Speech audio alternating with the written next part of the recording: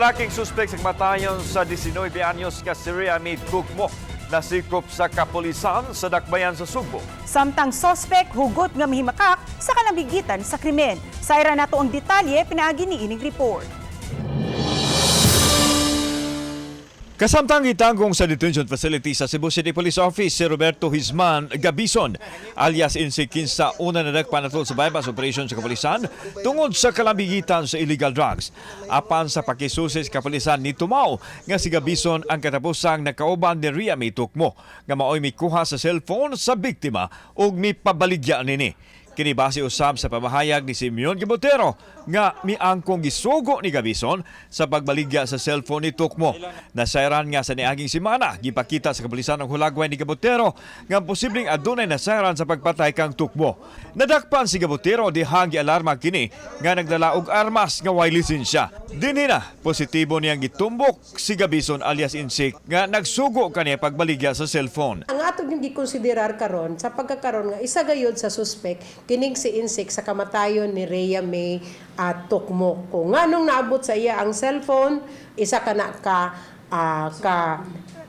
na kasulbaruno nato og siya ang katapusan asa na paingon si Rhea May kay siya ang katapusan nga nakit-an nga buhi pa ang atong biktima. Gipasabot ni Police Lieutenant Colonel Janet Rafter nga giisip nga suspek si Gabison sang Lichyaman ang katapusang kauban sa biktima ug siya usab ang nikuha sa cellphone ni Tugmo nga giingong gipabaligya ni Gabotero.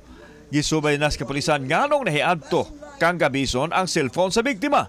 Posible usab kunong adunay mga kauban kini nga padayong gipangita sa matinugyanan sa balaod ang ilang nahimutangan. Wala mi nagsirado nga siya aw isa ra gyud siya.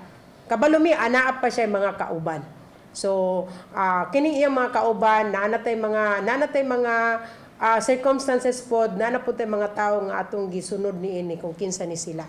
Samtang hugot kay gipanghimakak ni Gabison ang kalambigitan sa krimen kay matud niya wa siya makailak kang Rhea May Tugmo. Gusto niyang makaatubang si Gabotero nga mao'y mitumbok kaniya apan ato ang kini sa laing detention facility. Nahug nagpasangil na, huno na agod sir.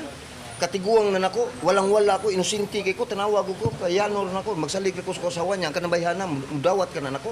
Giyang ko niya ang pagkalampigit sa illegal drugs nga misangpot sa iyang pagkasikop atol sa bypass operation apan gipang himakak ang pasangil sa pagkalampigit sa pagpatay sa biktima. Ang kuno nako partira ng drugs. Inboard ko ng drugs pero maginguna ng partiya ng babae, wa ko'y kalibutan na inusinti ko na. Hulyo 17 napalgan ang lawas ni Tugmo nga gisulod og karton ug gilabay daplin sa karsada sa Barangay Tisa, Dakbayan, Sugbo. Ang pagpagkabana sa katawhan ilabi na ang kuha sa CCTV. Ang giisip sa kapulisan nga yawi sa pagsulbad sa krimen. Sa pagkutlo nining balita wa pa makuha sa reaksyon ang pamilya ni Tugmo sa pagkasikop sa suspect. Ug unsa man iyang isulti pohon iyahapon ng depensa bat sa amuha sa kapulisan kabalo gid mi nga isa siya sa makatubag sa kamatayon ug naa siya kalambigitan gyud sa kamatayon ni Rhea May Tugmo. Kauban si Rod Prado, ako si Alan Domingo. Balitang Bisdak.